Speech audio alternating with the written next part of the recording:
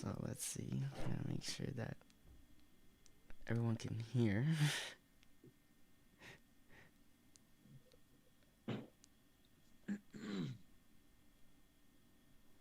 Hopefully the microphone's working.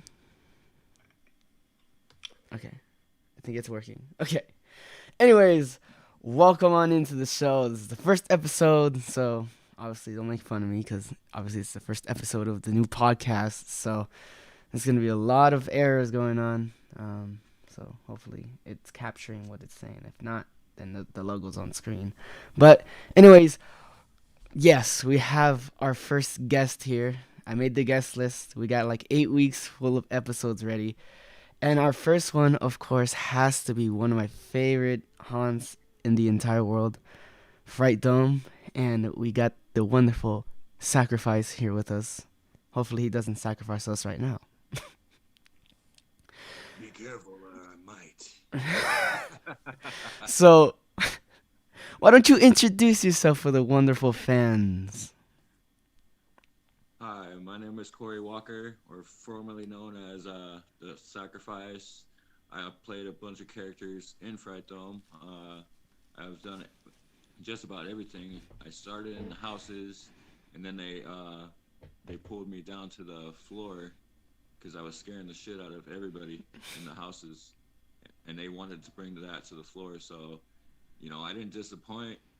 And then I came up with my character Sacrifice, which is the guy with the skulls and the chains, and he was a post-apocalyptic character. So, and then I came up with Bloodbath, but they're kind of one and the same. But I just added Sacrifice is the one with the skulls. Uh, Bloodbath, I just had the scythes on the side, like kind of like what's that one movie with Kane in it with the chains? You know the hook that he used? Well, I Ye- had two of the hooks, and that's what I was using to capture my enemies' heads. wow, Yep. wow, interesting, interesting. So how long have you been doing haunt? Like, did you start off at Fright Dome, or was there somewhere else that you started off We before? actually, I actually did do the black box, and I also did before Fright Dome was Fright Dome. It was the Tomb of Darkness. Not many people know that in town. But he didn't really like that name, and then he came up with the Fright Dome 4 years later. So it was like Tomb of Darkness for the first 4 years, and then after that, it changed to Fright Dome. It just popped. It just popped because like we were inside the dome, so he was like, Fright Dome, like it made sense. Yeah, yeah. So that's when he started doing that. But I've been doing haunts for about 15 years, and I still do them occasionally when I have the time. But I just love it, man. I just love to scare people and just the feeling of it. It's like an adrenaline rush. I never been on that side, of this of the spectrum. Yeah. I've always was the one getting scared, but my mom, she got me into it because she saw the commercial on the channel 13, and she was like, "You're going to go and do this because I'm tired of you scaring me here at home." So she brought me there, and I auditioned, and it just started from there, and I never stopped. Every year I came back. Yeah, indeed. And so like wow, that's crazy cuz you've done like 15 years of haunt, and then it's so surprising that your mom like got you into like Fright Dome, like how she just saw that they were auditioning. She's like, "Yeah, you're doing this." Yeah, because like I was the kid. I was one of the sons that would always hide behind the door or do the jump scares. So she was like, "This is perfect for you. I'm taking you. You have no choice." Wow. I love her for that, and I mean I love her to death, anyways. But you know, if it wasn't for my mom, I probably would have never went and auditioned on my own. Yeah, yeah. And so how was your first audition? What was that like? It was kind of nerve wracking to me, but I mean, I think it just came naturally as soon as I started doing the spiel that I did. Yeah. Just a bunch of deep growls and like like stuff like that, and just like getting in people's faces, and then also I did 1 year the collector, and he doesn't talk or anything. It's just movements and like you're looking at people and what you're doing. It was just a whole new element for me because I was so used to losing my voice, throughout the season from screaming at people or growling at people or just making that character work necessarily, for me at the time. So I mean, it just came naturally after the years. You just had to build and build and build on that that one specific character. Yeah. So I think I got into the role pretty well as soon as a couple at least a week or two went by, just to capture that. Hey, what's working and what's not working. Yeah. Yeah. Indeed. And But so, like with these characters, I know that you played a lot of them.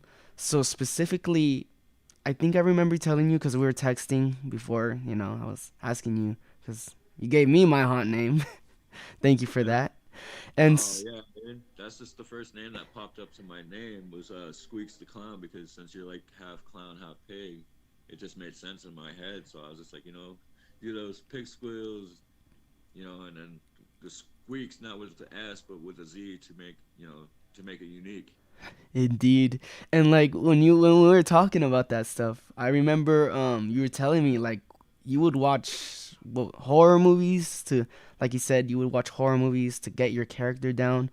And so I know with the collector that would be like such an easy thing. But for sacrifice, what inspired you to be the sacrifice? Like what kind of, would you like watch Mad Max or something, or how would Yeah, that? I watched Mad Max quite a bit, and just with the character, that guy that had the skull over his mask, I mean over his face. I watched him, and like I just loved his voice, and I was just like, bringing this character sacrifice to him. So I'm like, when I raise my skulls in there, I'm like yelling sacrifice, like stuff like that. So I was sacrificing people, and like nobody really wanted to get near me when I had that mask and just the eyes, and then I had those syringes going the whole nine, man. And yeah, I would watch Mad Max,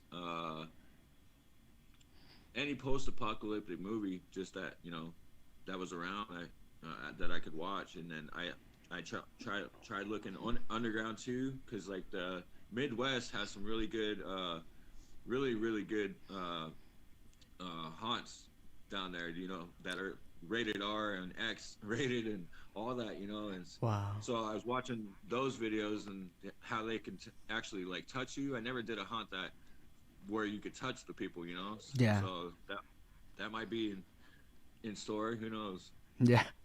Yeah, I just watched movie after movie. I must have watched The Collector maybe 100 times back to back, just to get his motions down, how he uses his knife, how he looks at people, and just all that, just to get the character down, to Hmm. a T. And I even got. I'll show. Are you gonna show the video too of me or? Oh no, I I don't have that Oh, kind of it's just experience audio. yet. Yeah, it's Oh, just it's just audio. audio. Yeah, I don't know why Oh it's well, not working right now. maybe next time we could show the viewers. But I have the original collector mask that they actually used in the movie. Oh, are you The serious? director, the director gave me the actual mask that the guy used in the movie, because I did such a great job as the collector, and I even scared him at Vince Neil's plot in Tatuatu in the Circus grand opening as the collector. Wow. Scared the shit out of all of them. Yeah, it Wow. was a surprise for them, but the director handed me the actual movie set mask, so I do have that. And I was in tears when he gave it to me, because I was just like, "Are you sure you want me to have it? Like me? Like what the heck? Why not give it to the guy that actually played the collector?" He's like, "Well, he has one too, but this is one of the ones that was actually from the set that he wore." So, and I'm never giving that away ever. I don't care. That's like no That's amount going of with money. you. Oh yeah, it's going with me for sure, for sure. I should have got a sign, but I didn't get it signed.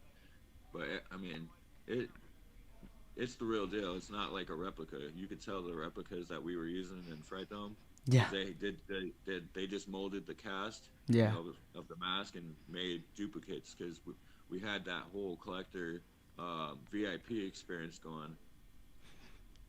So it was pretty cool, man. I loved it. I loved every second of it. I didn't have to use my voice. I just had to use, you know, subtle movements and like I had this little tiny knife, man. This little tiny knife, and one of the engineers actually gave me this tape that is like a reflector, Yeah. like it's like a mirror tape, and I wrapped it around my knife, and I was like acting like I was gonna stab somebody through like the fog and all the black lights and all that stuff, Yeah. Yeah. and people were jumping back because they thought that the knife was real. It was that bad, man. Like I actually got the knife confiscated for me. Like not even I didn't even make it halfway through the night with that knife, man. It's so funny though because like this knife is so dinky, man. It was small, dude. It was it wasn't even the width of my hand, man. It was so small. Wow, my goodness. So half of the people were like, "Oh man, that's a tiny ass knife. Like what the heck?" But half the people were like jumping back. They're like, "Whoa, whoa, whoa, man!" Like, and it was one of those retractable knives too, you know. So Oh I would man. use the retractable on like one of the coworkers. I would be like, hey, let me act like I'm stabbing you, bro. And I just killed you in front of a crew, you know, crowd of people. And he was like, oh yeah, let's get it. So I start stabbing the hell out of him in front of a crowd, and they're like, whoa, he actually got him. He actually killed him. So like, and then I start like walking towards them, and they're like, "Oh hell no!" And they book it, you know. Yeah. Oh my gosh. I always wanted to wear like a body cam doing the scares, but I never did it. Yeah, it's. I That's think it, probably like one of my only regrets is not having the body cam to capture my scares. I know that would have been nice to like see now since like now Fright Dome, it's, like for right now it's like gone for right now. 'Cause I have hope that it is coming back, but that would be like so nice to see it, see how They it. probably will bring it back. It probably just won't be at the Circus, but it's sad. It's unfortunate. You know, like there's thousands of people in Vegas that adore the Fright Dome. You know, it's just the name itself, but not only the name, but just like the experience of it. You know, Yeah. both actors and you know the fans alike. You know, the people that made you guys made Fright Dome. Like the fans. Without the fans, without the people, we would have been nothing. You know. Indeed. So you were the ones that made it as big as it got, you know, as big as it got, and we're thankful for that, you know. So, and people are still talking to this day about bring Fright Dome back. I'm one of those people too, man. I'm like, yeah, bring it back because we loved it and we missed it. I mean, they did do Fright Ride, Yeah. so that was a lot different than the Fright Dome because you know all the COVID and stuff. Yeah. We couldn't Indeed. we had to stay 6 feet, you know, and there's a cart coming through. It's like a really tight space, so you want to get in and get your scare and then get out, you know. Yeah. Yeah. I Indeed. mean, it was fun. We made it fun. We made it we made, we made it a lot fun, but it's just a different experience when you can't get in their face and you can't, you know, keep on scaring the shit out of them, you know. Right. Right. You wanted to, but you know, I did that and it was cool. I had a fun time. I would do it again.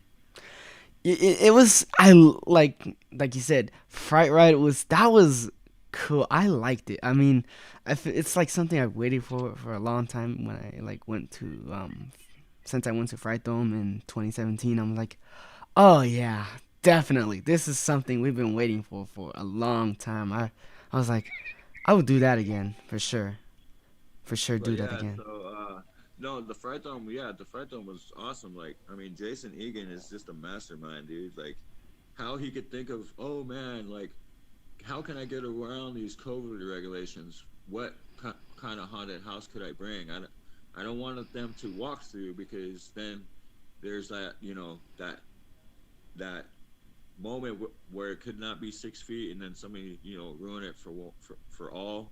So, oh, let's bring golf carts, and have them go through on a golf cart, and it's like a spooky scene, like they're going through like it's like a movie, Yeah, and yeah. they're and then the actors can jump scare, just all based on jump scares, and he's just a mastermind. Like oh my god, like I was so excited to hear that, and then to see the trailer of the first cart going through just amazed me. I was just like, oh yep, I'm in.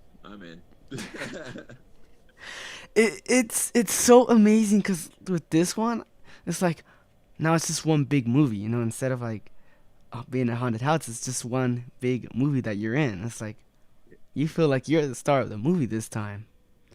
Yeah, it's just like every room was a different theme, so Yeah. it just amazed me how I mean, because it didn't take that long for them to set that up. Like the Fright Dome took from August to like the day of opening. We were Wow. working hard to get that set up, and then we had to do the fire drills, and we had to do, um, you know, everything like that, and you know, so when we did that, when we did the fright ride, and then they built it in under a month, I'm like, dang, how the heck did you guys do it? And it surprised me because it was 75,000 square feet just like inside the Adventure Dome, but it just didn't minus the rides, it didn't Yeah. have the rides. So, well, I mean, you were on a ride, so Yeah. so to speak, the last The ride. last ride. Yeah, man.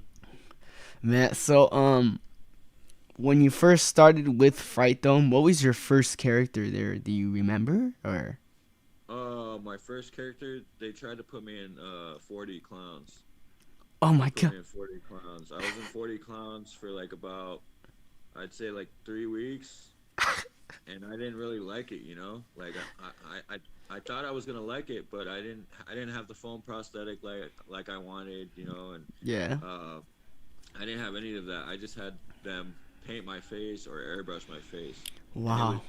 like by the end of not even the end of the night, by the half of the night, my face was all like sweaty, Yeah. so it all came off, and I was just pissed, man. I was like, nah, and I wasn't getting any scares. It wasn't working. I wanted to quit, Yeah. but then I talked to Chrissy. Had this badass house, man. Like it was upstairs. It was the House 13. They called it for quite a long while, but it was called Fright High for 1 year. But I just absolutely loved her house, and I was like, "What do I have to do to get in that house?" She's like, "Baby, you want to come in here? You could come in here. I got you." And then so she came in, she got me, and I was in cell block 13 for the longest time. That was actually Sacrifice and Bloodbath brother from cell block 13. Wow. Uh, yeah, I had the jumpsuit, the blue jumpsuit, and everything. Like I was a prisoner. I was a prisoner, and it was sweet, man. I love that room. I was dropping people left and right, coming Yeah. in. They got, I made people pee their pants. Yep, yep, everything like that. And I was like one of the top scare actors in that house. Like I don't want to boast, or you know, be sound arrogant or whatever, but I knew I was great, man.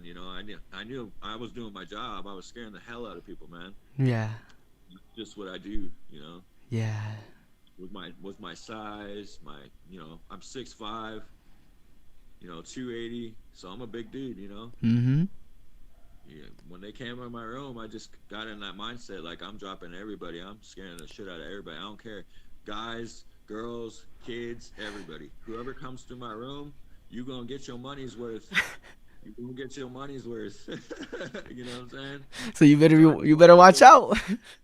Yeah, you better watch out because I'm coming. I'm coming for you. and and that is so perfect for like your size because like you said you're one of the you're a big dude, and so you like if you play a prisoner or something like that, that is definitely terrifying because a lot of prisoners are just your size. They're strong, they're tall, and man, you're like, oh my god. Like when I was doing because as you know, I was doing Scary Farm for the first time, and we had. I envy you for that because I always wanted to do the knots. Uh, I always wanted to do that hunt. I went there when I was 12 actually, and I just the element of it. It was on a whole new level, man. Like, how was that experience for you? Oh man, it was great. It was definitely out of my comfort zone because I'm usually just at a regular house, regular little haunt house, and I was like, wow, this is such a big environment because number one, there's more people, like there's more crowds. Number two, you're surrounded like by outside, so like the people outside are coming to your house as they're Yeah, getting scared. It's like this is a whole new experience for me. Then this is like, cause with small houses you don't get like too many breaks and stuff because of the short staff.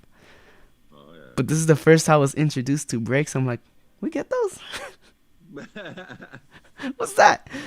I'm like, Right. you gonna stop the party already? Like it's already time for me to take a break. Like, Yeah, in Fractum it was kind of hard being in that house upstairs because you had to go all the way downstairs and get past all the people, and you only had like a 15-minute break, oh wow, and it just went too quick, But by the time you got downstairs, there goes 5 minutes. yeah, Time you make it to the back and out back, if you were a cigarette smoker or any kind of smoker, whatever, or you just wanted to get fresh air, it took you 5 minutes to walk outside, and then oof, you had 5 minutes to get back into your spot. You know what I'm saying? So yeah, times out of 10, the actors were coming back late. yeah, So I was like, hey, we need like at least a 20-minute, 25-minute break. yeah, But like we couldn't do that because we had so many actors. So like people were taking advantage of their breaks. So we did have a lot of spots empty. And like when Jason didn't like that at all. Like I mean, I didn't like that at all because that meant the person in the room before had to work twice as hard because the next room they went in, it was empty. It was going to be empty. yeah, So we had to choose because like different rooms were different themes. yeah, So my character is not going to work in the next room, the room before me or the room after me. It's not going to work. yeah, yeah, So, but I made it work. You know what I'm saying? I'll exactly, follow your ass. I'm gonna scare you into the next room where there's people. yeah, And that's exactly, that's the right thing to do. But not a lot of people, like only the vets knew, how to do that. Like I could work that whole house by myself easy now. Like oh yeah, easily. But before, when I first started, I couldn't do it. I didn't get into that mindset. But I started getting into that mindset with Tantric the Clown, with who else? Dinky the Clown, the Buster the Clown, the old clowns. yeah, yeah, The old vets. Patch Leon.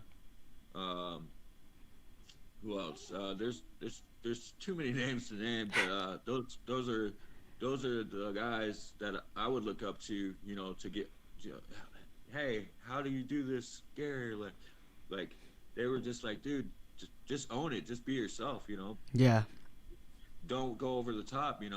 Hey, less is more. You know what I'm saying? exactly. Yes, it is. So that's what I was doing. I was just trying to do the least amount, and it was working. And dude, simple as this. Like I had a gate in my room and I have a ring on my finger.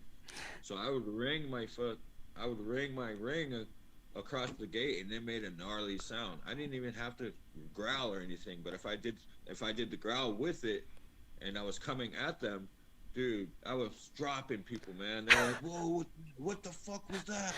Oh my god!" Like people didn't even want to go past it after that. They were like, "No, dude, he took it too far. Like he just dropped the pole. I was dropping 300 pounders, dude. Like guys, Oh my they were just god. yeah, they were like, hell no, dude, you fucking scared the shit out of me, bro. Like, damn, thank you. Like they were like there was crowds that were going through and they were like, man, this sucks, this sucks. It wasn't worth like $60, $70 for the VIP, blah blah blah. Dude, they were all pissed. Yeah. I was like, bring those motherfuckers to my room. I'm gonna get their ass. I got him every single time. And Chrissy loved me, man. She was the house manager for that house. And but when Richard came up, he's the leader of the floor people, downstairs. Yeah. They call him Stranger.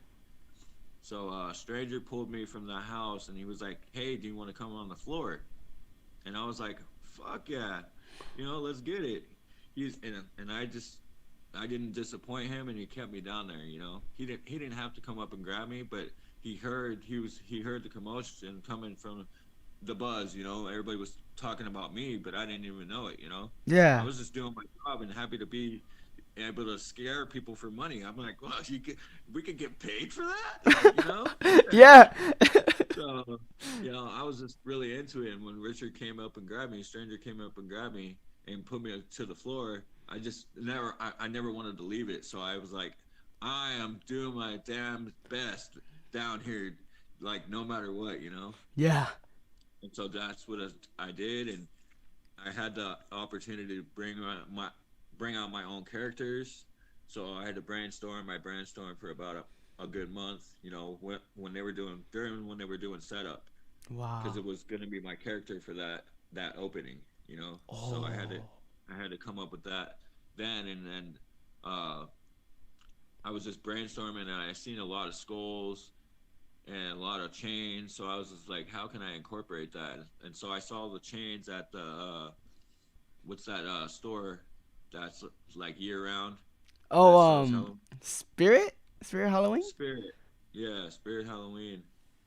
And so I went in there and I saw the chains and they had the skulls on the chains. So that's what I did. I zip tied the chains to my jumpsuit, and then on the back I wrote sacrifice, and I had a biohazard sign on it with Wow. like written in blood. But it was Wow. like I wanted it to. I used glow in the dark paint, but red glow in the dark paint, so it Wow. looked like it was blood. Man. And so when you started Sacrifice, what do you think like with like through the years when you were playing Sacrifice, what changed Sacrifice like throughout the time you were playing him? Say that one more time. I said when you were playing Sacrifice, what do you think like the evolution of Sacrifice? What do you think has changed when you were playing that character? A lot changed because at first I was just doing my face half red, half black, and I had the contacts. I had one contact in and no, the, the other one I didn't have a contact in there. Yeah. So I was playing around with it. I was like, I would use both contacts. I would put a contact in my left eye and leave my right eye blank. Just regular Yeah. or with it and have my right eye have the contact or the left eye is loose. Yeah. And I just started playing around with it and seeing what the look was best for that character. Yeah. A lot has changed. Like I stopped using face paint, and somebody was like, just come naturally, you know, don't have so much face paint. We want people to see your face.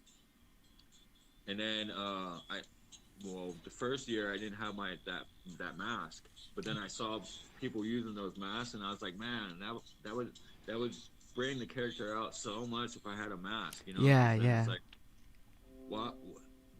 I was breathing in actual blood. That was my that was my spiel. I would use the syringes, like, because it had blood going through the syringes into the mask. So Wow. I would just use that, like I was getting my blood. I was getting my fix.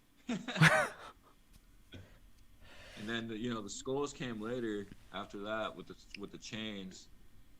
But I think that it was getting kind of monotonous using the same jumpsuit and the same skulls. So what I did differently, because people, uh, I would start to lose my voice. So thought, hey, if I drill some holes in the bottom of these skulls because they're hollow, and I put some change and some bottle tops in there and some screws, I could make my own shaker. So when I had that, I still have them upstairs. I'll go grab one of them just to show you. But I'll be right back, boo. But so yeah, I had these skulls with change inside of them, and what I would do is I'll show you in a second here. Where's one of them at? I have one.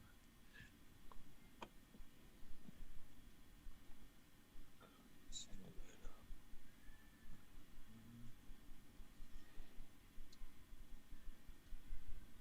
Man, I got a bunch of stuff here. Oh, I got the old collector mask out here. Oh wow. I'll show you. Oh man. So Oh wow, that is amazing. yeah, so Wow. that's the original collector mask. And then where's those skulls at? Ooh, I see the skulls.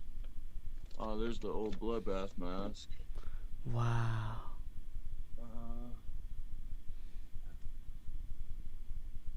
I don't know what happened to the skulls, but basically it's just a hollowed out skull and change, and I would shake it. I would shake them as I walked. I would shake them, Yeah. or I would. Oh, here goes one. So see this, Oh and I would wow. shake it as I was going towards them, and I would pet the head, and I would just be like, sacrifice, like right at their heads, and I would just be running towards them, like darting towards them, or walking slow even, and just carrying the skull like this, and just, going for the kill, man.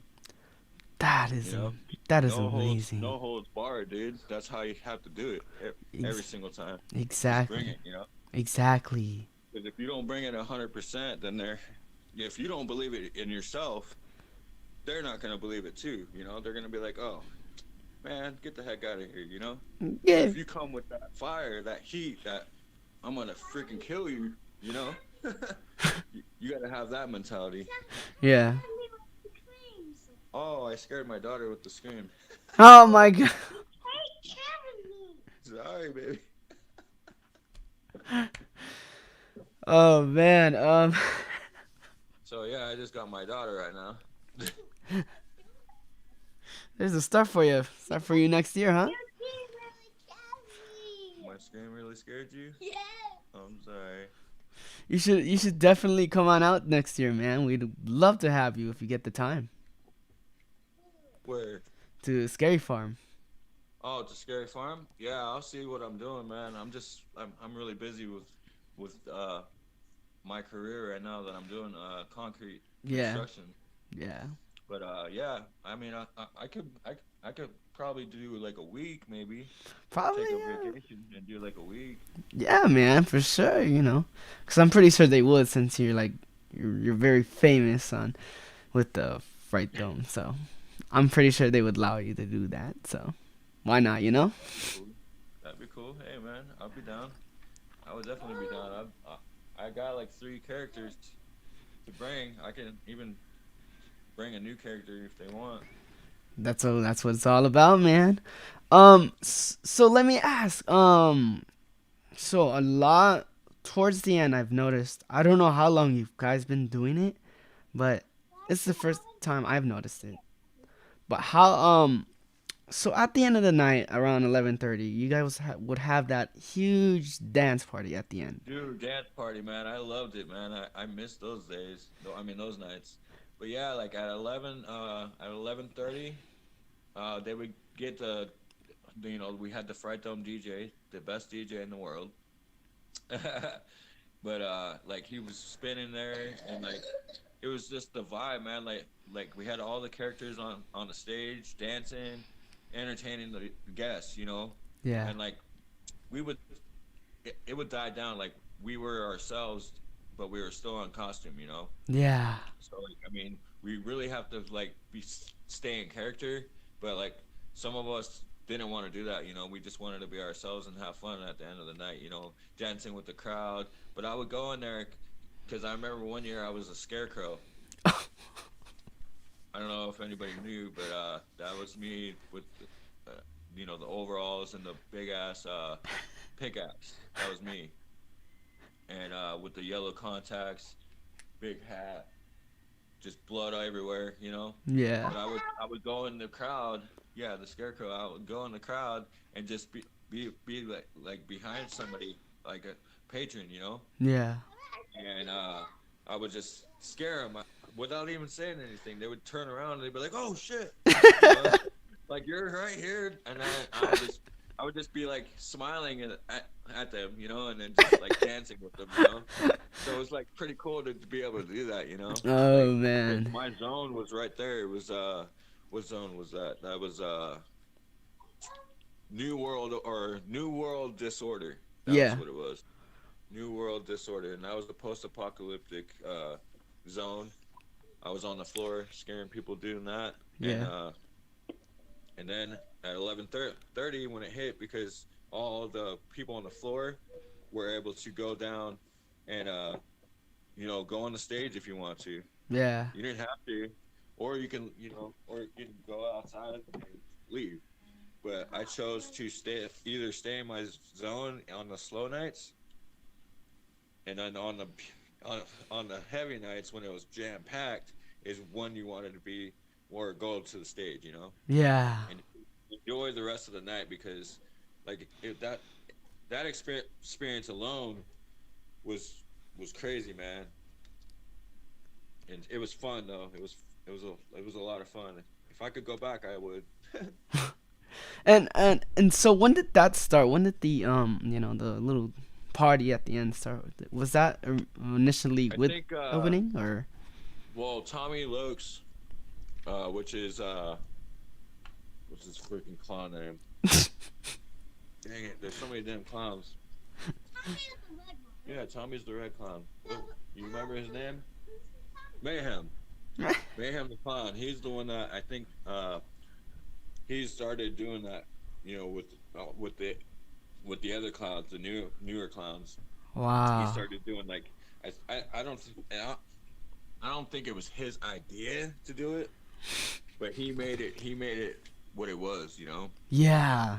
with his character on stage, the clowns, you know, dancing and because they're supposed to be funny, Yeah. you know, but at the same time scare the shit out of you. Yeah. Yeah. So he just he made it fun, you know. He made people want to get up on the stage and dance. You know, he was just having a fun time, you know. So who wouldn't want to be part of that, you know? Exactly. So he was doing that, but I think it started. What was that, like 2015, 2016? I Really? think they started doing that. Yeah. Oh wow. Cause Yeah, I think it was, yeah, it was like that. Yeah, it was like 2015, 16, 17, 18, and then we did I think we did 19, and that was it. oh man, that was sad when I saw that it wasn't coming back. I'm like, oh no. Yeah, we all were, man. We all were. I was sad too, dude.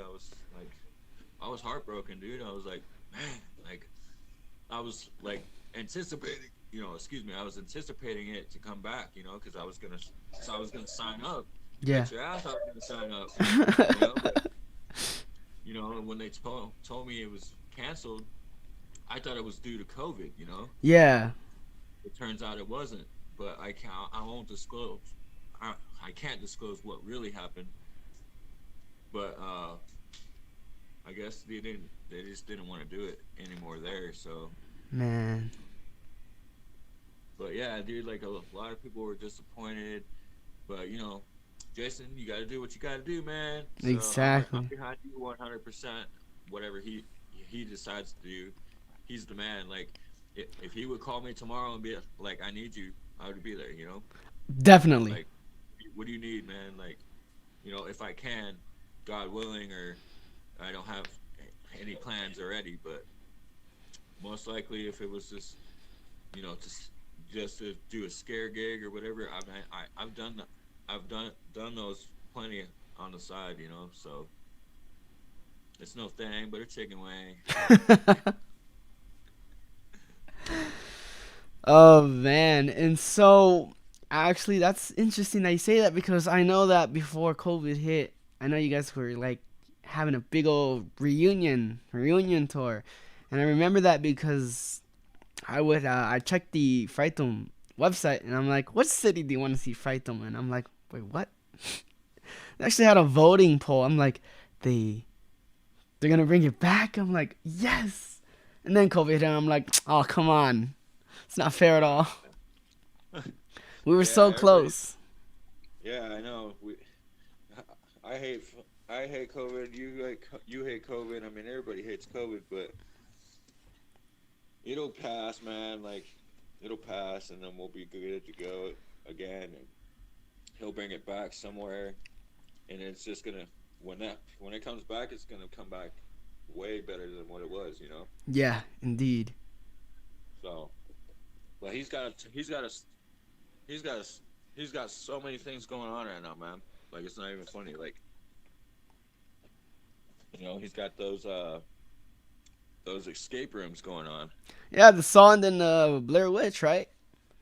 Yep, the new Blair Witch one. I haven't even checked out the Blair Witch one, but I want to go try it. And then there's also that what's that other one that he had? He had another one going on too. The Saw Escape Room. Yeah, the Saw Escape Room. Oh man, I want to check that one out for sure. Yeah, if you haven't checked it out, check it out. It's good, man.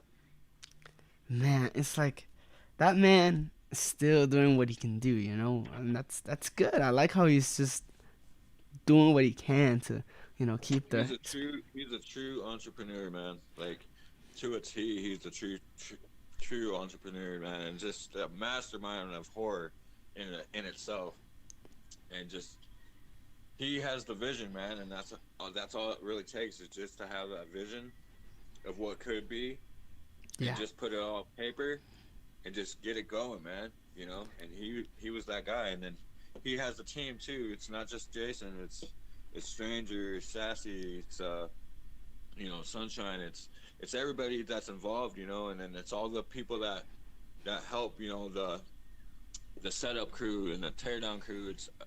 It's all them, and then the actors in the end, you know, the picking the actors, and of course they want to have their vets, you know, come back. They got to have the vets come back because I mean at the Fright Ride, not that many vets came back, you know, but Yeah. a lot of it was probably like about 15, I'd say 15, maybe 20, and that's pushing it of the Wow. vets that returned, you know, for Fright Ride.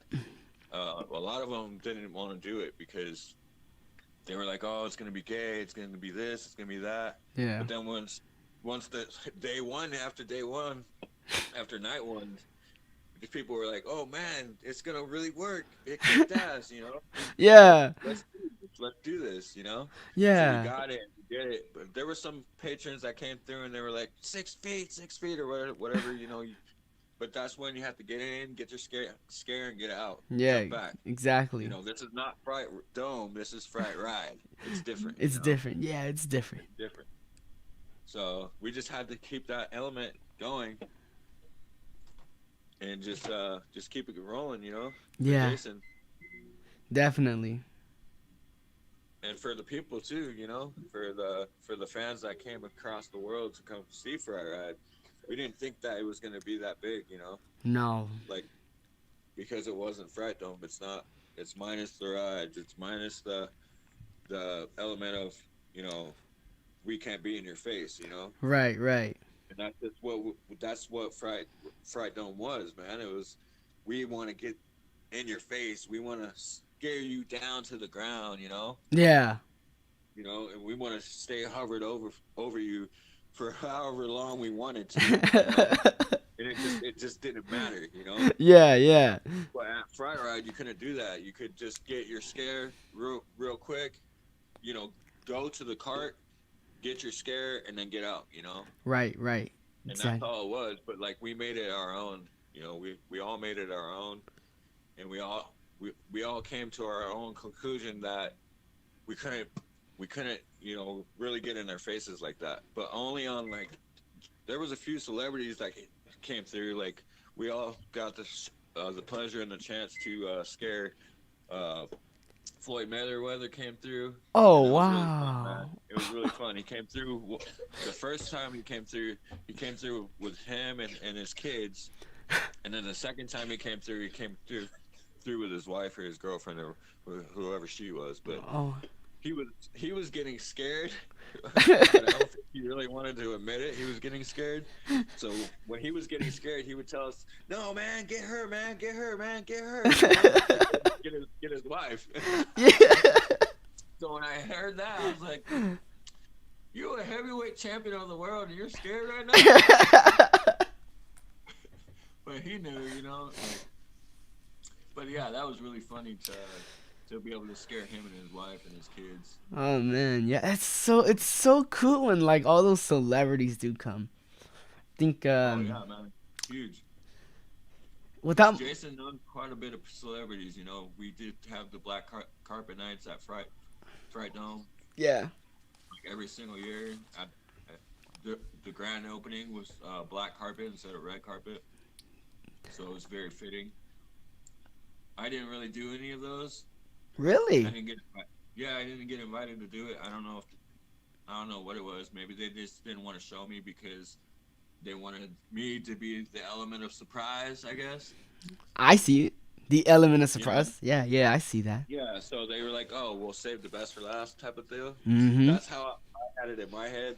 Maybe I have a big head for saying that or even doing that, but a lot of people did acknowledge and did tell me that Corey, you were the fucking best, man. You were the fucking best, the best actor, scare actor that Fright Dome ever had. And they told me this, like more than a handful of people told me it. It's kind of a reassurance to hear that, but I mean, I knew what I was, you know, and then they wouldn't have me keep coming back year after year after year after year after year to be the top guy, you know, to give those top guy roles if I wasn't that damn good, you know. Right. And Yeah. I never for a second took it for granted. Never for a second said, "Oh, I'm the best. I need this. I need that. Why am I not on black carpet?" I didn't bitch, complain, none of that. You know, Right. I rolled with the punches, and I was happy to be there, happy to scare people, and just I did my job, and I was nice to everybody, friendly. But as soon as we went up those doors, I turned myself into those characters, and that was it. Oh man. From 7 to 11:59, your ass is mine. You know what I'm saying? Yeah, dude, that is crazy. Like, wow, like, Yeah. interest. Like, I mean, I think I see it because you are one of the greatest actors in the dome. So I do see it like you are the element of surprise because not a lot of people they're like, hey, where's this guy at? Like, where's Sacrifice at? And then when they see it, they're like, oh shit, there you are.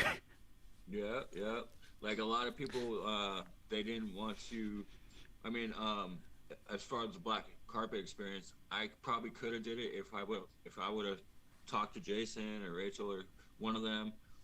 I could have got black carpet, but I really didn't. I really didn't push. I really didn't push to get it because I part of me wanted it, but the other part of me was like, okay, okay, I get to do hearse run, Yeah, you know. Not yeah, everybody gets to do hearse run, so I just that was my black carpet, you know, yeah. was hearse run. So I got to do the hearse runs. Um, Man, the ambulance runs, I got to do those. Wow.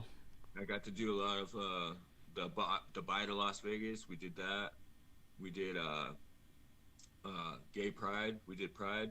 Yeah. That was really fun. We did a whole bunch of stuff, you know, on the side, and you know they took me everywhere with them. So I just felt like I was part of the family. You know, Yeah. it's a family, man. It really is. I had fun, man. I would never change anything. I won't change anything. I you know, like I mean, maybe one time on the black carpet would have been cool, Yeah. but I'm not even sweating it. You know, like I had such a blast, man. Like I would give anything for those times to come back again. Don't worry, man. And I'm pretty sure they're coming back sooner than you think. Sooner than you I think. don't know, man. I'm getting a little old to be moving how I used to move. I'm not in my 20s anymore. Hey, that's quite I'm all sure I right, could man. still probably do some stuff, but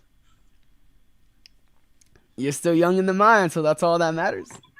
yeah, yeah. I'm still young in my mind. I still in my mind. I'm 18. That's that's You know. that's what I'm saying. You're 18 in the mind, so sure Yeah, you I'm might get 18 in some my back mind, pain and stuff, body pain, but that's all right. That comes with age. You know what I mean? Like man. you're gonna get that at any sort of age. You can get that at 18, 17, 16. Yeah, man. Like I said, I just had fun and I just rolled with the punches, you know, and I did my thing, man. And I could go tonight to a haunted house, give me a costume, and I'll run that shit, You do it. man. Yeah, exactly. And so, as a character, well, as a person, because I know you get off at like 12. So, with that, what was a typical, well, not typical, but what was like a routine for you, like check in and stuff like that from, Oh, oh, from check-in to close. yeah, like what would be your Oh, routine? so I would get there about 2 o'clock because it usually took anywhere from 2 to 4 hours, give or take, of who your character was or what your character was. Yeah, My character only consists of the mask, the half red and half black face, sprayed or I would paint it on myself, and then I just had to put in my contacts. I would start with my face and work my way down, and then I would go to the bathrooms and put on my get up, yeah, my whatever it was, yeah, and then I would come back to the tent and just hang out with the other actors until it was time to go up. And then 15 minutes before it was time to go up, we went up anyways because we like to either I would do the hearse run or I would do the hearse run and go upstairs after the hearse run, or sometimes I would just go upstairs depending on how I felt that night, or that yeah, day. yeah, But the earlier the earlier times during the season, I would do the hearse run and I would go upstairs and we would scare the shit out of the we would hype up the crowd basically yeah, before we opened the doors for the people down there to come in, yeah. and it was just thousands and thousands and thousands of people that came, per night. But yeah, that was my routine, and then I would scare the shit out of people, and then during my breaks, uh, I would call my loved ones, text them, tell them I'm fine, nothing's happening, or show them what was happening. Yeah. Uh, I would do that, and then at the end of the night, we would go to do the dance party, and then we would go downstairs.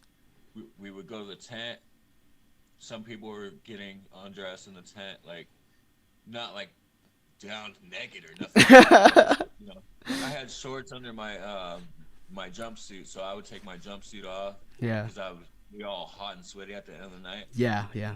I would take my jumpsuit off, and I would take a backpack. I had a backpack on me at all times, so I could put my jumpsuit in my backpack, so I can be comfortable, and then I have my regular clothes inside my backpack that I could change into, and then of course we had to go to the bathrooms because we had to wipe off any face paint if you want to go to the EDR, which is the employee dining room.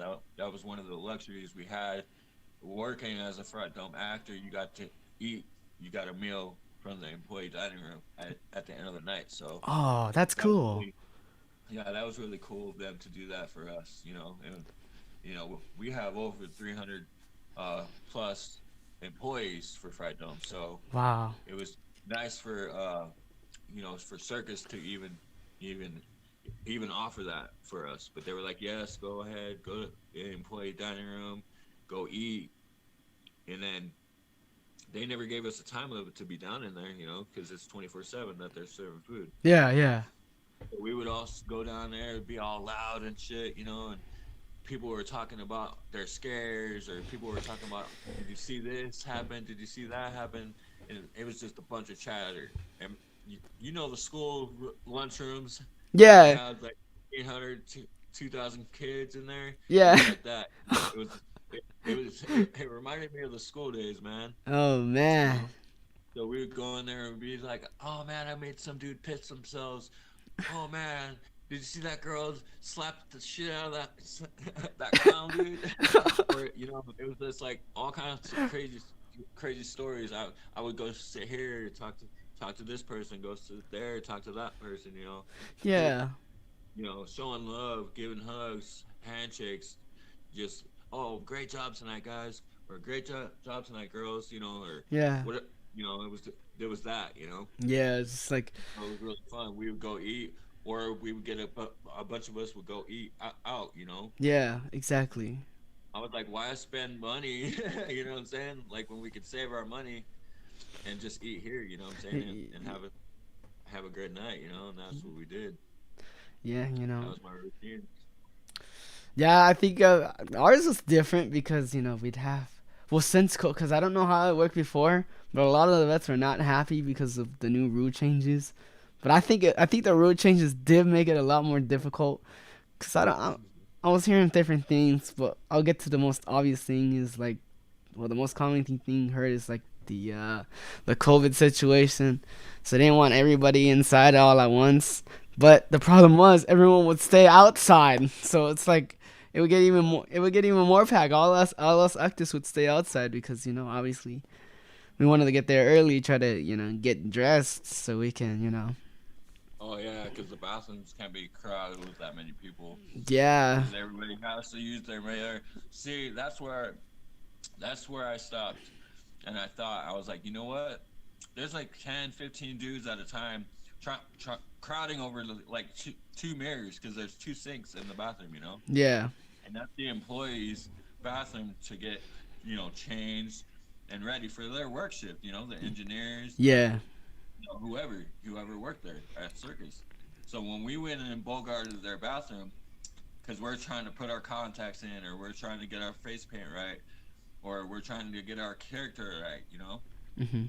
and they would come in the room and they would be like, "Dang, there's all kinds of like fake blood on the floor. There's fucking people's costumes on the floor. There's shit everywhere basically." And they were so I was like, "Guys, we're all adults here. Everybody's over 18. I don't want to hear no fucking excuses. Pick up your shit. You know, leave. Come in this. Leave this. Leave this place how you came in. You know Yeah. how it was, clean. Yeah. You know, don't be dirtying up shit. Don't be throwing toilet paper around the floor. No, none of that. There's trash cans for that. You know, Right, right. we're all adults. So I was kind of like the daddy in the bathroom. You know, Yeah. hey, come after yourselves, kids. You know, like stuff like that. But I hipped up to the point, and here's the point I was getting at. I bought my own mirror, so I didn't have to crowd around the mirror. You know, Oh, so wow. I would stay in the tent, and we had tables available to us, and just I just bought my own mirror, and I would do my face paint. I'd put my contacts in, have my hand sanitizer before I put my contacts in every night. Yeah. Made sure that my stuff was clean. Didn't I wasn't sharing my contacts with people, and uh, there was a stories going around that people were letting other people use their contacts, but the people that use their contacts didn't know that you had to put the contacts back in the solution to preserve the contacts. Yeah. So I'm telling them, hey, did you put it in solution? And they're like, no, we just gave it back to them. I'm like, no, no, don't even think about putting that shit back in your eye, bro. Do not. Do fucking not.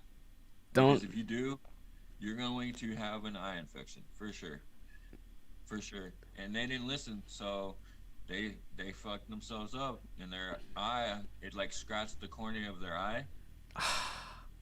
Yeah, and their eye was like they had a 50% chance that they could lose that eye. Oh So my they god. had to go to the emergency room. Yep, and they couldn't perform that night.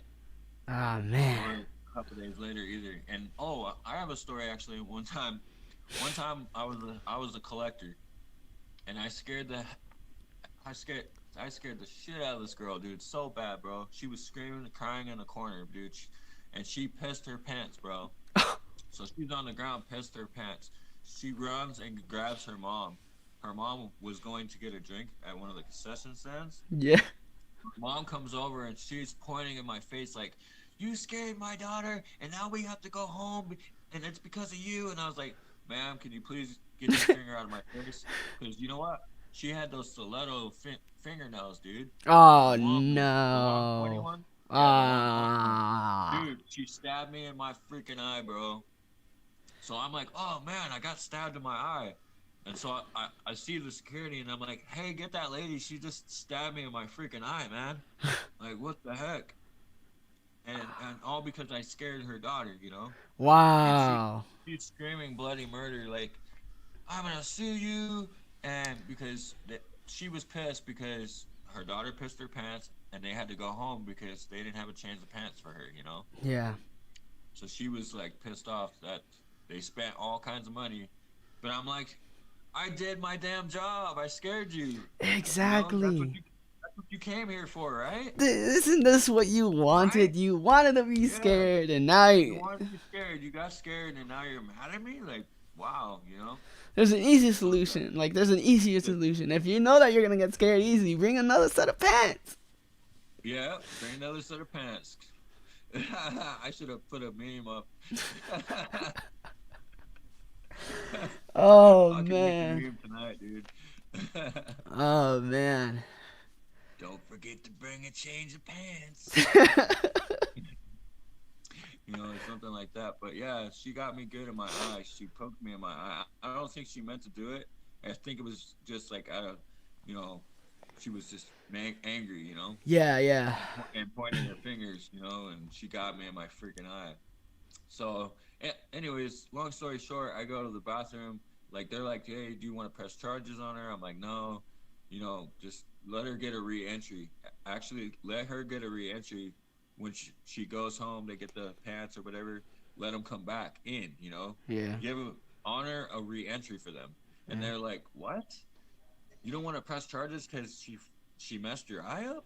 And I'm like, no, I want everybody to have a good time, and she's just mad, and I get it, I get the frustration because she spent all kinds of money, dude, like hundreds of dollars for them to come, and and it just so happened that her daughter pissed herself, and had to leave. It's unfortunate, but if that was me in my situation, I would want to be, you know, allowed to come back in after I got my change pants.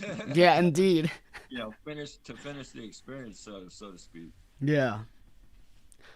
I'm not But gonna. yeah, my I'm not she gonna scratched the lie. cornea of my eye, man. It was all red. I couldn't perform for the rest of the night. Ah.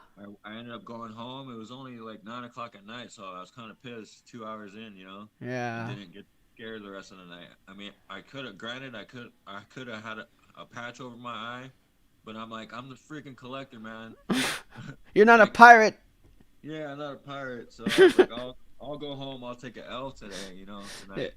Yeah. So that's what I did when I went home, and I was like using doctor prescribed eye drops and everything. Like, my cornea of my eye was scratched, so I couldn't. What it felt like a rock was in my eye, dude. That's the only way I could really explain it. Yeah. Man, But yeah, that. we got hit, we got punched in the face, we got hit all the time, man, and that just comes with the when somebody hits you on purpose and they keep on hitting you, and when it's an accident, Yeah, yeah, definitely. just to distinguish from that hit or it's that hit. Well, I mean, I 86 quite a bit of people, man, mostly dudes, because they think they can come in there and hit you and it's okay. And they start, It's and then that's when they start laughing. You're like, all right, no, you're now. I know that wasn't an accident. That Yeah, was. that wasn't an accident because they went and did it to the next actor and the next actor, and I'm like, you know what? Get this asshole out of here. he's going around punching the actors, Yeah, on purpose. yeah, definitely get that person It's out of not there. a reaction. It's not like, oh shit, I got scared and then punch. No, they're just It was, oh shit, I got scared, but then let me go attack him because he scared me. yeah, That's what it was, you know. yeah. You So don't, we had to get rid of those guys. man. I think I got a good scare, dude. After that, I don't know how I did it. I told my friends I might have been wearing my lucky underwear or something because I got stricken the balls. Like, oh my god, I got Oh kneed. man, But yeah, but the thing is, I got a few of those too. I might have been wearing my lucky underwear because like I said, because once I did, I didn't feel nothing. I'm like, what? And she did it so hard. I'm like, no way. Lucky underwear. Lucky underwear. That's what I'm saying. I'm like, oh no way that I just. Man, I was like so surprised, and everyone was just looking at me like, "How are you not in pain right now?" I'm like, "I don't know." Dang, I'm doing it wrong. I need a lucky pair of underwear. I know, man. Cause I was there with I'm my, doing it all wrong all these years. I'm there with my partner, and he's like a chair, right? He's like his character is a chair. So people would sit in him. Yeah, people would sit in him, and then like, He would they come alive. he would come alive. I'm like, yeah. Dude, no, bro. I'm good on that one, bro. Please, no.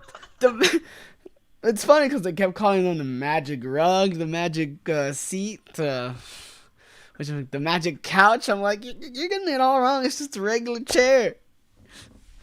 No, wasn't there a chair in Beetlejuice where it came to life I and think so. it was eating people? Yeah. Or was that the Nightmare Before Christmas? It was Uh, one of those.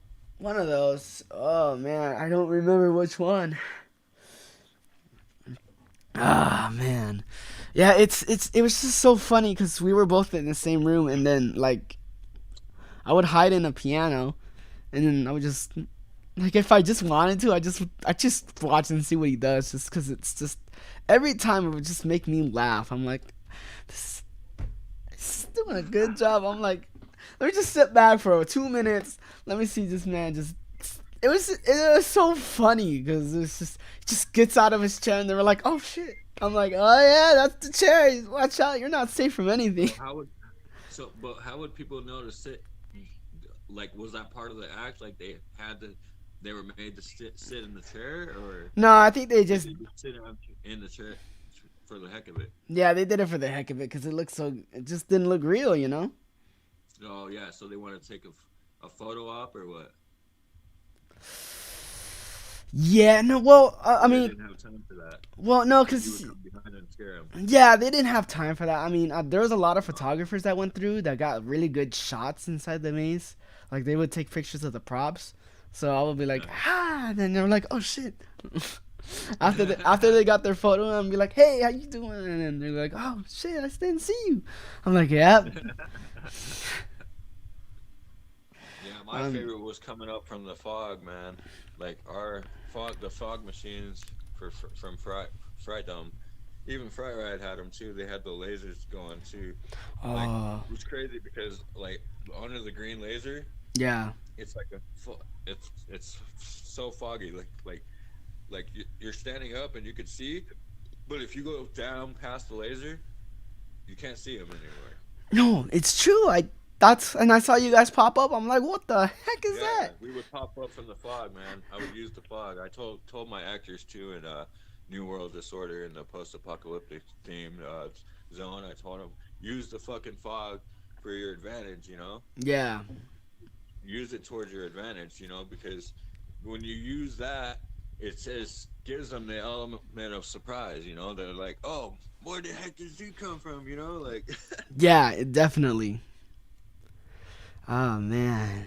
So now that we're on the topic of this, what would you say like who would you say scared you the most out of all your coworkers? Out of all the monsters uh, and There's only a few that got me, man. Like Ninja was one of them.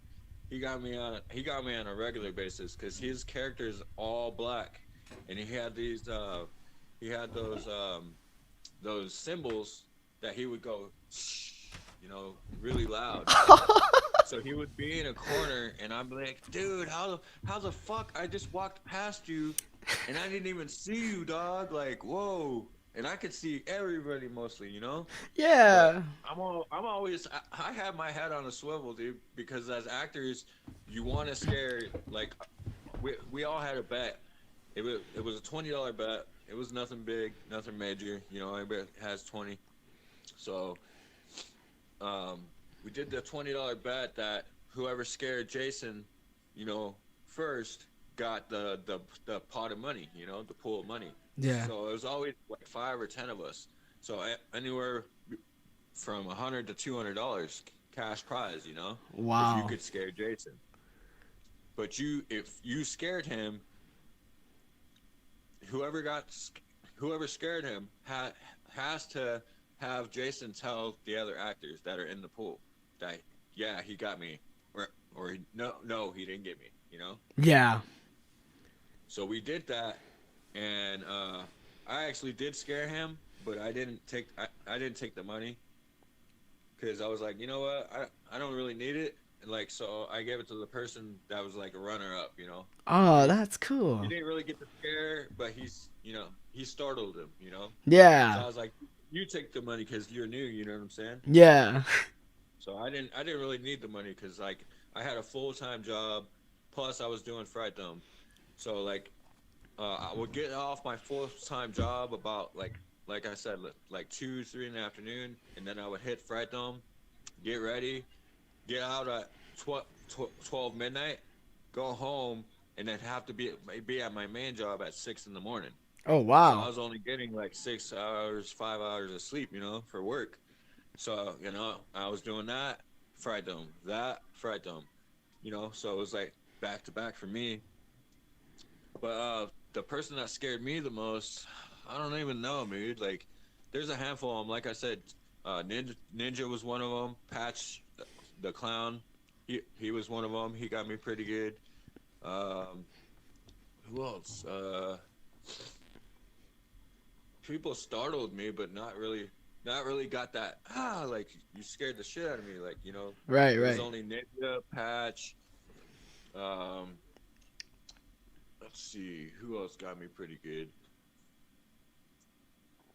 Oh man, Tantric, he got me pretty good too. One time he came out of behind the ice cream truck, and I didn't even know nobody was behind there. You know, I didn't know nobody was behind there, and he just comes out and just like with his horn or whatever he had in his hand, and he got me pretty good, dude. I was like, "Damn you, motherfucker!" He's like, "Gotcha." I'm like, "Yeah, I know. Yeah, don't tell nobody though." He's like, "I'm telling everybody. I'm telling everybody." I'm like, "All right, it's cool. It's fair game, you know." and then and then you hear from everybody else, "Hey, I heard Tantric got you." Man. Oh yeah, I heard it from everybody that whole night. They're like, "Oh, we heard he got you, man. Pretty good." And I was like, "Yeah, with one of those freaking those horns, those horn siren things from from Five Nights at Freddy's. You Oh know the my. game. Yeah.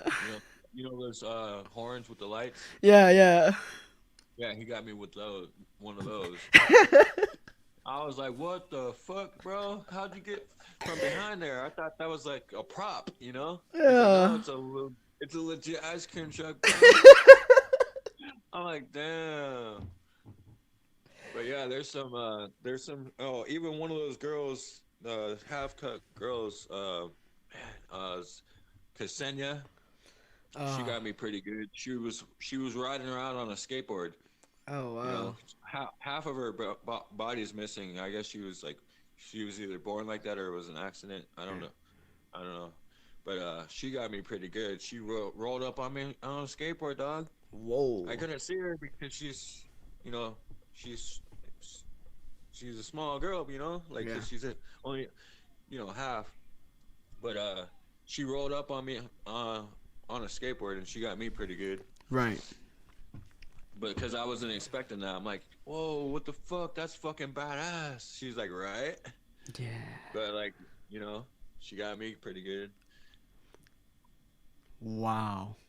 but never like I never really like scream got scared. You know, after all those scares that that they try to get me the most because they're like, damn, let's get Corey. You know, Yeah. everybody wanted to scare me because like I was scaring the shit out of everybody. You know, Yeah, yeah, definitely. but once you got into the family and you because I was there after 10 years deep with the with Fright Dome. I felt like I was part of the family, man. Like I said, like we just we did everything together, man, and you know, and we did stuff outside of Fright Dome too, like as as our normal people, like we had parties, we had kickbacks, we had the whole nine, we did everything. Like, hey, come over to my house, I'm having a party, a Yeah. Christmas party, or I'm having a Halloween party. I mean, we can never have a Halloween party because we are always working on Halloween. Yeah, So yeah. that was our party was getting scared people. Yeah. But a lot of people like me, like the vets, like after 12 years or 13 years of doing it back to back, it never got lame or monotonous to me because I just loved it. But so other actors, they didn't really necessarily want to work on Halloween night. They wanted to do their own thing, Right, right. which rightfully so. We're all adults. I mean, they couldn't. It wasn't mandatory to work Halloween, but I mean, it was encouraged because like you know during the seasons after like the first 2 weeks, like when we got our first paychecks, Yeah. a lot of the new a lot of the new talent, new scare actors, they would quit, Ah. because they would either a it wasn't good enough, they weren't good enough, or it wasn't what they expected. It's a lot to be a scare actor, and you know, it's not just I'm gonna pop up and scare you and that's it. It's a lot of walking around. It's a lot of running. It's a lot of jumping. It's a lot of you're using your voice. It's a lot of people are losing their voices or getting sick or like whatever it was. Yeah. It's growing on your body too. Like it's not just I'm gonna stand in the corner and scare you and that's it. There was Right. even some scare actors, the new ones that would just like they would say boo, and it's like Huh? seriously, seriously. What are you, a And ghost? yeah, I know, right? So like the manager would walk around, stranger would walk around, and if he heard somebody saying that, they're like, okay, one time you got away with it. I come back around again, and you're still doing the same thing. You're gone. You're out of here. Yeah. So we got rid of the jokesters like that real easy. Hmm. But as the weeks would go by, like I said, people would either stay or they would quit. Yeah. So at the end, like it was kind of dead for Halloween. Like half of it, we were only at half capacity, so it was like 400 actors went down to like 150. Oh God. Easy. Oh wow. Yeah, so it was like the whole half of the dome was like empty of scare actors. Yeah. So we were running around with our heads cut off like chickens, putting people in places, and like even some people on the floor had to, or I volunteered to go in a house for a couple nights, when they didn't have the actors, they didn't have the capacity. Right. Right. So to keep their houses going, we all had to make sacrifices. No pun That's intended. no. I was about to say, is that how you got your name? To make sacrifices. Gotta make sacrifices, and that's how I got my name. Sacrifice. Yep, that's how I got my name. Make a sacrifice. Oh man. Dude, so like, what would you say? What was your best year as a scare actor for Fright Dome? My best year? Yeah. What would you say is one of your most favorite years throughout the run? Oh man, I really like that Scarecrow act I didn't think I was really gonna like it. I was kind of bummed that I got that position, but on the first night, so I would stand on this wall and like pretend I was a legit scarecrow, you know? Yeah. And you know Scarecrow from Batman? Yeah, yeah. So I was paying attention to his character the most that year. I would watch him. I must have watched that movie probably like fucking 30, 40 times back to back just to try to get his voice down, but more so the movements, you know. Yeah. And then I watched old school Scarecrows movies where there was this movie with the guy on. He was actually uh, it was called Scarecrow, and was on a post, and he would lure the people to him, and then he would kill them, you know. Yeah. And then there was just all these dead bodies on farms, and they were trying to figure out who the killer was, but when they found out who the killer was, they were dead, you know. Whoa. They would Whoa. die because he would get them, you know. Yeah. So I was watching them, and I was like, scarecrows don't really move. They never really move until the last second, you know. Until yeah. So that's what I did. I was getting jump scare after jump scare after jump scare, and I would just stand there with my pickaxe like a prop. I Yeah. looked at all these props in our zone, Mhm. and I would stand like identical to that prop. Oh wow. So people would walk by me, and they would be like, "Oh, he's fake. It's a prop. It's a prop." And so what I said was, "Jason, can I get one of those plates? One of those plates that your props have standing underneath their feet, you know?"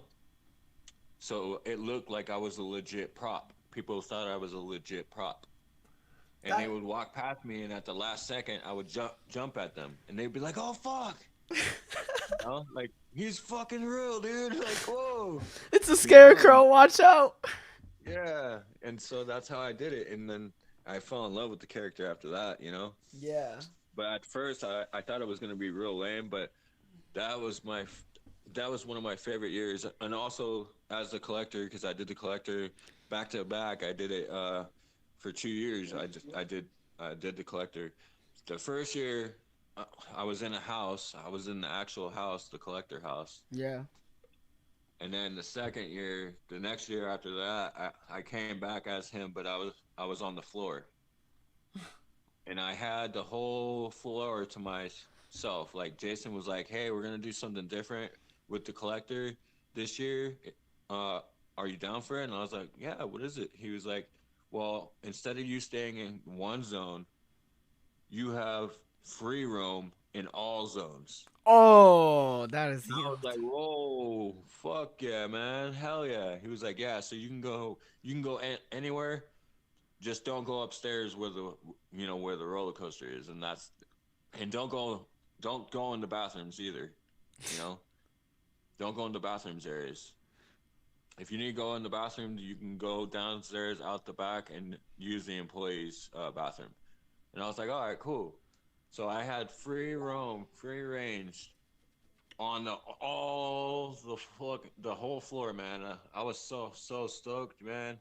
But it was, you know what? It was really tiring for me because it was all that walking around and scaring and getting in between people, and I would go to the different houses, and that's what I did. I would scare and scare and scare until I got to the house, and then I would go through their VIP line, scaring people all the way up to got to the front, and then I would walk through their houses with the crew, a crowd of people or whatever. Ah. And so that was probably one of my favorite years. That was 2018. That's probably like one of my favorite years. Wow. And then also when I made my character Bloodbath, that was one of my favorite years. That was 2013, I believe. Yeah. 2013, 2014. Uh, yeah, that was a good year. What And in they were all great years. don't get me wrong, they were all great years, but there was specific years that were my favorite, That stood of out, all yeah. time. So what inspired Bloodbath, the character? Well, like I said, Bloodbath came from a post-apocalyptic era. He lost both of his parents, so he just went on a bloodbath and just started collecting people's body parts and like you know no he worked alone. He didn't work with anybody else. Like he always worked alone, and he was on a quest to find his parents' killers. But anybody that stood in his way, he murdered him. He just murdered him, bro. Wow. And so that's how I came up with Bloodbath. Like he's the top tier serial killer, basically. So was Bloodbath your like original idea, or was that also from another movie that you watched? Nah, he was an original idea from me. I was like, man, like what could I incorporate into this character? I didn't want to go off of a based off of a movie Yeah. because I didn't want it to be like corny or nothing like that. Right. So I came up with the name Bloodbath because I'm like it's gonna be a bloodbath, Oh like man. I can take a blood bath, literally in my victim's blood, basically. So that's how I came up with him, and then you know they put me in a zone with other people, so I'm like bloodbath really didn't get along with anybody. Right, right. People wanted to work next to him side by side, but they were some of the actors they were trying to steal my shine and steal my scares. But I'm like, oh, you thought you got him? Watch this, And I was always one up them, Yeah. And they'd be like, damn, how the heck do you just scared the shit out of him? Way worse than what I just did. Yeah. But I'm like, that's that cockiness that got into them, and I just used that against them. And I'm Yeah. like, wow, this is how you really do it. But I had, like I said, I had the skulls with the chains inside, and that's a hell of a good idea because people are trying to use like knives as props, you know, or they had their little can shaker or whatever they had, but they didn't bring the growl or the 100% like I brought. I was just like, you know what, I want to amp it up 1,000. Yeah. I'm gonna take it to new heights. And that's just what I did. And Uh, it's it's inspiring that you get like all your like when you get like a role, because I know that Jason really likes to, when he does like a house or something, he likes to really bring a special one from a movie. So that's really cool that you get to that when you do houses that you get to watch it out of a movie. It's like, and then yeah. How do you bring it out? Like, how do you bring it out to reality? yeah, So, and that's just what I did. But like with any role that I played, I just if I watched a specific movie over and over, back to back, just to get the movements, to get the, sounds that they made, just down pat. And yeah, I just rehearse, and just like every night I treated it like, it was the first night. yeah, And just you have to bring that energy, because if you don't bring that energy, then nobody's gonna really believe you. So exactly, it's always 100%, 100%, 100%. yeah, And there would be times where I would lose my voice, so that was time time to amp it up 1,000 again, and just bring those shakers right, and bring that scream, that growl. That's how I came up with that. And so I started doing that and using my voice less yeah, because I had those shakers. So I would just come out of the shadows and just shake those in their face, and they got scared. yeah. E- Easily. Girl, full grown men, dude, dropping to their knees. Like holy shit, he just scared the shit out of me. Like how, How did he do that? It's just the Yeah, like magic. It's just the magic of the yeah, scare. so many guys they got they got really happy, that Yeah. I scared them Yeah. because they were like, damn, and even their wives and their daughters and their sons were like, damn, dad, he got you hella good, man, like, and then the guys would always come up to me and hey, can we please take a picture with you? And you really don't want to get out of that element because if you're standing there taking pictures with people are like, oh, he's friendly, Yeah. So I would hurry up and take the picture so I can hurry up and get back into character and scare the shit out of people, you know. I didn't really want them to see me being nice because Yeah. then I'm approachable and then my character goes out the window, after that at that point. Yeah. So I would take minimal pictures and the busy nights I would tell them, hey, catch me out after we're having a dance party at 11:30, be at the main stage, and I'll gladly take pictures with you, then. Yeah. But right now I'm in scare mode, so sorry. Half the people did come back, and we took pictures, and it was a great time, man. That's good. And so I think it's important because if it does come back, because I know that people that are watching are Fright Dome fans, so they're like, "Hey, Sacrifice, once it comes back, I want to audition. What do I have to do, or what should I expect from the audition?" Oh, what would you have to do? You would have to go to Circus, of course, where it was at. The audition times are posted on the website, so take heed to that and just follow the directions. Bring, obviously bring your ID, your social security card, and just go from there. And then pick a character that you're used to or that you love the most, and just do that. Yeah. You want to be as comfortable as possible because if you go over there empty-minded and you don't know what the heck you're gonna do, it could be it could spell disaster. It could make you or break you. You know, Yeah. they could be like, okay, that worked.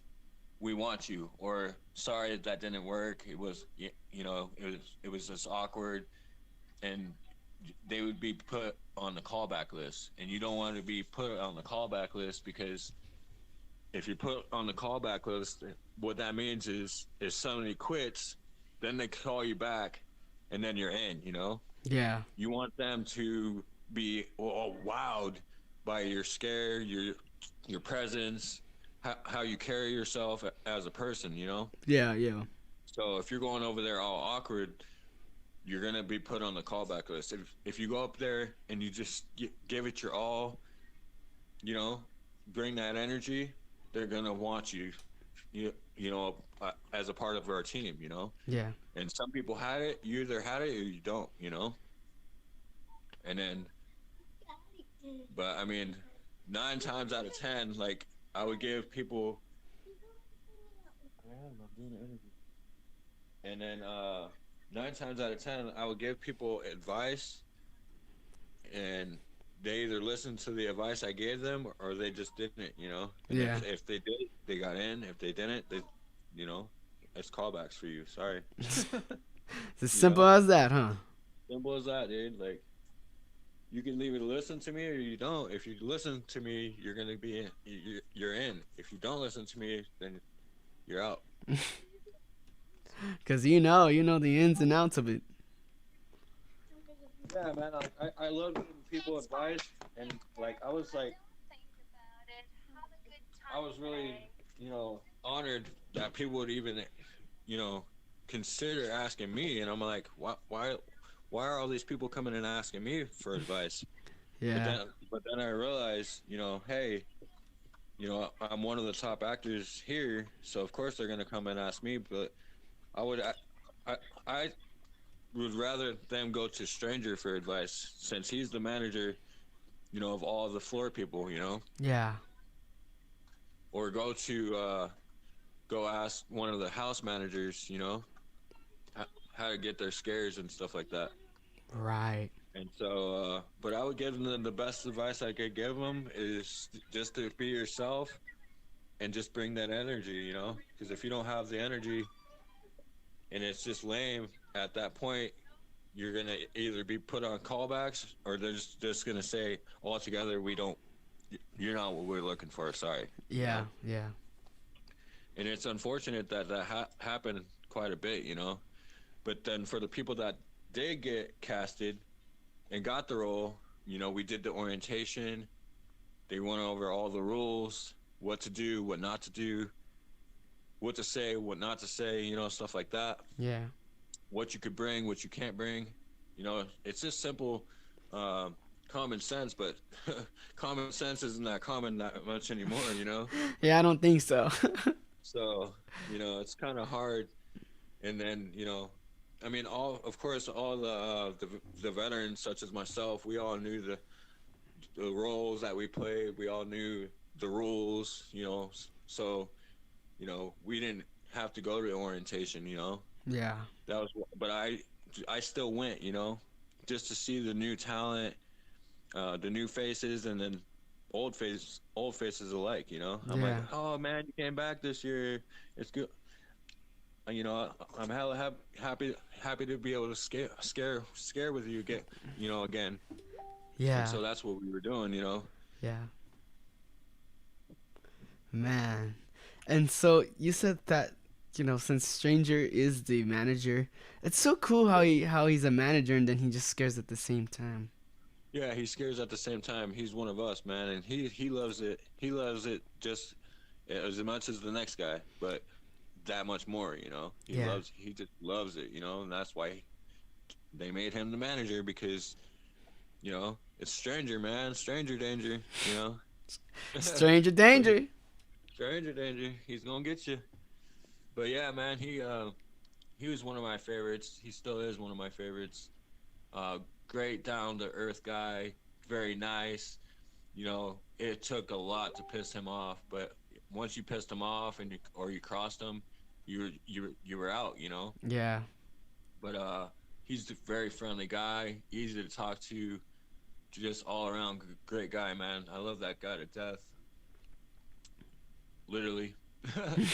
But yeah, man, he's just a great guy, man. He gave you some great pointers, put you in the spot that he knew you were gonna shine. Right. He didn't put you anywhere where you were gonna suck. You know what I'm saying? Yeah. He talked to everybody, and I had free reign. I had free reign at that point. I had free reign to pick whatever room or spot I wanted. Yeah. You know, but you know, I picked the rooms. Or sometimes he would pick the room for me, and he like, hey, this is the killer ass room right here. I think you're gonna love it, and sure enough, I loved every spot. So I just trusted him after that. I was just like, whatever, wherever you think, I'm gonna shine the best. Mhm. Put me there, please. Right. You know, and so I would just go from there. But yeah, he was the manager. He's the man, the myth, the legend, stranger man. Man. And so I know your attention is needed right now, so I'm gonna leave you with this final question of the night. All right. So, for new scare actors, I know I can't speak for myself because I'm still a new scare actor, so I can't really give too much advice. But since you're Yeah. you're a veteran, Right. what do you advise for these new cats that are coming into the scene of scaring? Just bring your A game at all times and just have that same energy that you come in. And I hope that the new cats. I mean, if you're gonna get into the scare acting aspect of it, go in just doing that. Don't try to be something you're not. Yeah. And just bring your A game and just like have fun with it too. Like you're supposed to have fun, because if you're having fun, it's just gonna come natural. If you're trying to force it to happen, it's gonna spell disaster, and it's just not gonna work, because it's just gonna be like uh you're trying to copycat something, Yeah. and it's just not going to come out naturally. So if you go off of something that you love, and you just practice that character alone, and just get into that element, then you're just you know the sky is the limit for you, at that point. And just bring your A game, have fun with it, and that's just basically it, man. Yeah. Be yourself. Just because when it's normal, it just comes out naturally. And that's what we all strive to be, is just natural. It just flows. A natural occurrence, yes. Yeah, natural occurrence. You just want it to flow naturally, because if you have those bumps in the middle, obviously. I still have bumps in the middle too, like, especially if it's a new character I've never played before. Yeah. I get the jitters, I'm just nervous and anxious at the same time. But if I'm doing a character I played like years ago, I already know what works and what doesn't work. So, figure out what works and just stick to that, Right. and you'll be golden after that. And just like I said, bring your A game every single night you perform. From beginning to end, it has to be 100%, because if you're not giving that 100%, like I said earlier on in the show, then it's just gonna be it's gonna be disastrous.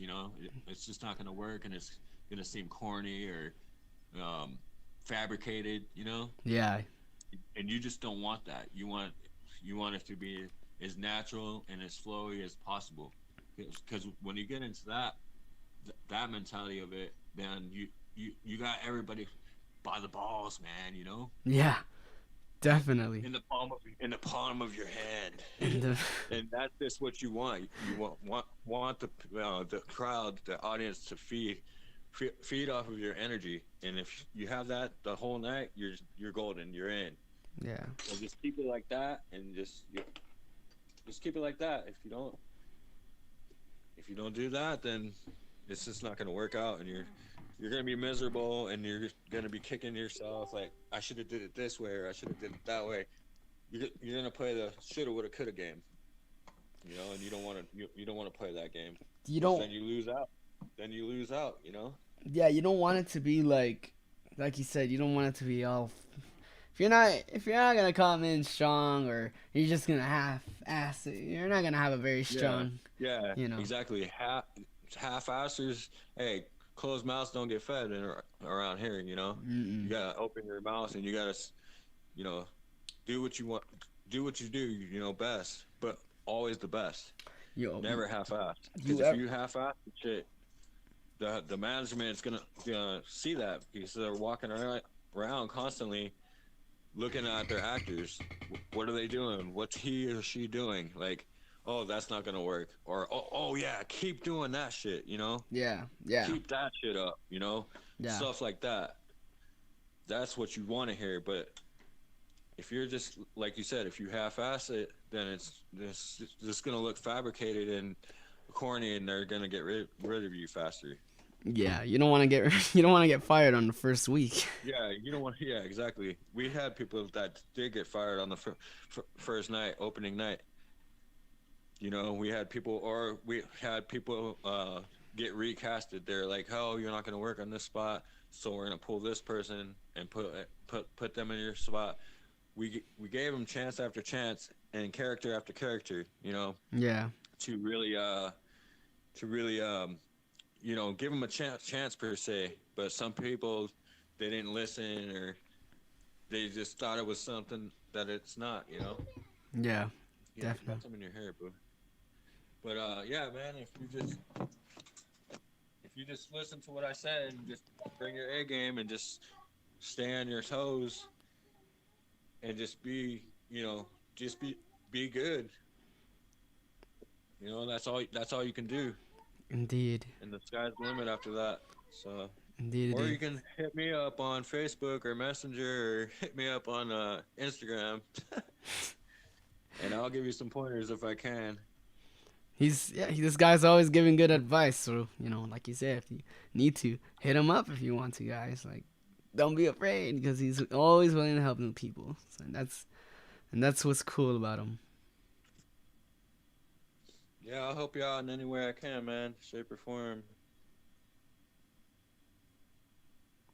Man, well, is there anything else you would like to say before we let this audience go for the evening?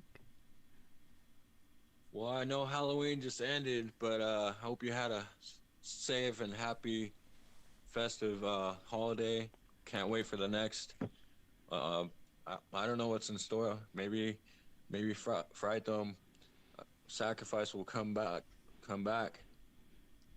And Who knows? Or maybe I might have a new character. But keep on scaring. Keep on scaring. That's all I can. That's all really have to say. Keep the spirit of Halloween alive. indeed, indeed so. Well, my friends, unfortunately, with that ends the first episode of Haunterviews. So hopefully you guys did enjoy and learn a few things from my good friend here, Mr. Sacrifice himself, the one and only. Oh, you got in trouble. You got in trouble, man. I keep scaring her. I know. Fright Dome Sacrifice. I will get your skulls. Oh man, it was a pleasure talking to you today, my man. Me too. Again, thank you for taking some time out of your day to have this conversation. Of course, man. Of course. Anytime. Man, but yep, that is it for today. So this is the first episode of Haunterviews, like I said, with Sacrifice himself. The next episode, I believe, is gonna be next week with our friend, that dude Blaze from Fright Fest. So he's gonna have Tune in. Tune in. tune in, yes, indeed. So we're really excited, to have all these wonderful people from around, America, just to talk about haunt. So obviously, again, this is Sacrifice, the one and only, one of my favorites, of course.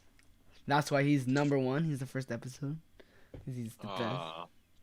Thank you kindly. They always say that the season finale's the best, but you can't be the best if you're not Hey, number one. I'm looking forward. I'm looking forward to all the episodes, and I'm honored to even be considered to be a number one. So thank you for that. See, that's why you're the number. That's why you're the number one, cause you're the best in Las Vegas. Oh man, thank you so much for this opportunity. I had a fun time talking to you on the show. You too, brother. Can't wait for your next show, man. I'll be tuning in for sure. All right, thank you, man, so much again. I know, I know that your attention is needed, so I'll let you go right now. So Yeah, I got my 6-year-old running around. Daddy. give me I attention. got my little Fright Dome Sacrifice baby. Oh, that is amazing. All right, man. You have a good night. Yeah, you too, brother. Thank you so much. No problem. Have a good one. You too. So that was Sacrifice again, people. Hopefully, you enjoyed tonight. Again, there's gonna be a lot more episodes coming your way soon enough. I've already got a cast, so don't you worry. Don't you worry, my young children. There is more episodes where this came from. I'm gonna find a way to get the video working, because there was a lot of things he showed me that were really cool. So hopefully, you guys did enjoy it. My boy Corey Walker, Sacrifice. And yeah, like I said, I think next week or the following week, we're going to have that dude Blaze on the show. So that's going to be another exciting one of my favorites from Fright Fest. So who knows?